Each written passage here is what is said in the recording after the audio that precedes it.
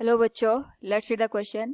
Match different terms in column 1 with their related description in column 2 and select the correct option from the codes given below. Here we have given two columns. In column first, A. Hydraulic machine, B. Broad sole shoes, C.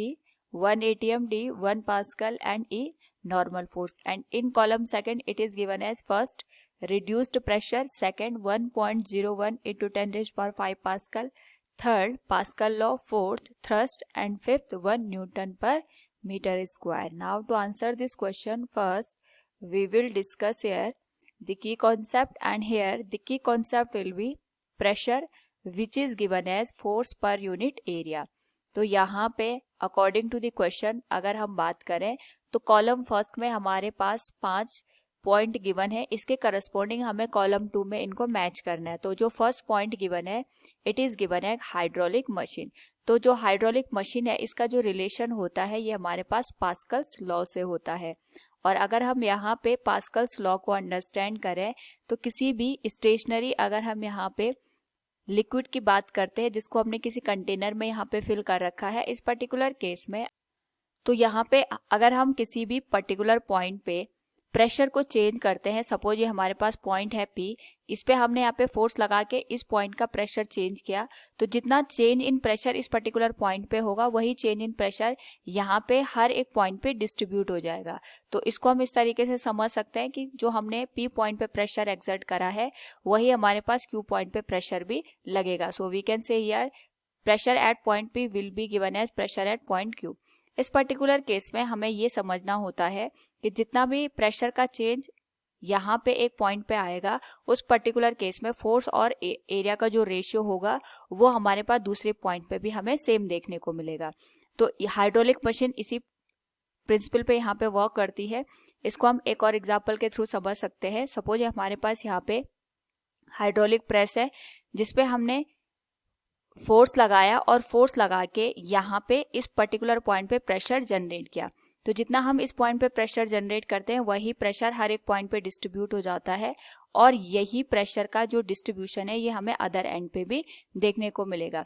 तो जितना pressure का change हमारे पास एक point पे आकर होगा उतना ही pressure का चेंज दूसरे पॉइंट पे भी आकर होगा, और इस पे जो फोर्स की डायरेक्शन होगी वो पहले फोर्स के जस्ट अपोजिट होगी. तो यहाँ पे अगर हम इन दोनों पॉइंट पे फोर्स को कंसिडर करें F और F डैश, और एक का क्रॉस सेक्शनल एरिया माने A, दूसरे का माने A डैश, तो यहाँ पे फोर्स और एरिया का जो रेशियो होगा ये यहाँ पे हमें सेम देखने को मिलेगा. तो जो हाइड्रोलिक मशीन्स हैं those functions on the Pascal's law, it will match with point 3. Now जो B गिवन है it is broad sole shoes. तो जो हमारे पास शूज की सोल होती है इसको हम यहाँ पे ब्रॉड रखते हैं. ब्रॉड रखने का रीजन ये होता है कि यहाँ पे हमारे पास जो प्रेशर होता है ये क्रॉस सेक्शनल एरिया के इनवर्सली प्रोपोर्शन में आता है. जैसे हमने अभी डिस्कस भी किया था कि प्रेशर होता है फोर्स पर यूनिट एरिया. तो जितना हम यहाँ पे एरिया ज़्यादा रखेंगे उस पर्टिकुलर केस में हमें प्रेशर कम फील होगा. तो हम यहाँ पे जो शूज का सोल होता है उसका एरिया ज़्यादा रखते हैं, जिस वजह से जब हम यहाँ पे चलते हुए ग्राउंड पे फोर्स लगाते हैं तो हमें कम प्रेशर एक्सपीरियंस होता है, या फिर ग्राउंड पे कम प्रेशर यहाँ पे एक्सर्ट होता है. यहाँ पे हम कह सकते हैं broad sole shoes reduced the pressure. तो इसका जो यहाँ पे मैचिंग होगी it will be with the first point. C is 1 atm. यहाँ पे जो हमारे पास 1 atm है ये एटमॉस्फेरिक प्रेशर को इंडिकेट करता है.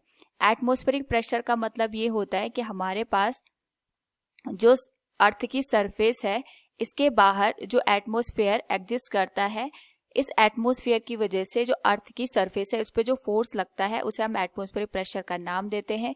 क्योंकि यहाँ पे हमारे पास एटमॉस्फेयर में डिफरेंट गैसेस के मॉलिक्यूल्स होते हैं, एयर के मॉलिक्यूल्स होते हैं, जिसकी वजह से फोर्स यहाँ पे एक्सपीरियंस होता है. और इसी फोर्स को अगर हम यहाँ पे अर्थ की किसी पर्टिकुलर सरफेस पे कैलकुलेट करें इसे हम यहाँ पे एटमॉस्फेरिक प्रेशर का नाम देते हैं. जनरली अगर हम यहाँ पे 1 atm की बात करते हैं तो ये नॉर्मल कंडीशन बताता है एटमॉस्फेरिक प्रेशर की. तो इस केस को अगर हम यहाँ पे पास्कल में कन्वर्ट करना चाहें तो ये हमारे पास आ जाता है 76 सेंटीमीटर ऑफ Hg। इसका मतलब ये हो गया, जब हम बैरोमीटर में एटमॉस्फेरिक प्रेशर को मेजर करते हैं, उस पर्टिकुलर केस में हमारे पास जो मरकरी होता है ये 76 सेंटीमीटर की हाइट को रिप्रेजेंट करता है। और इसके करस्पॉन्डिंग अगर हम यहाँ पे प्रेशर को कैलकुलेट करते हैं, इसकी जो वैल्यू निकल के आती है, इट इज 1.01 इंटू 10⁵ पास्कल। तो 1 एटमॉस्फेरिक प्रेशर को हम यहाँ पे पास्कल में कन्वर्ट करेंगे तो इसकी वैल्यू निकल के आएगी 1.01 into 10⁵ pascal. So it will match with second point, that is 1.01 into 10⁵ pascal.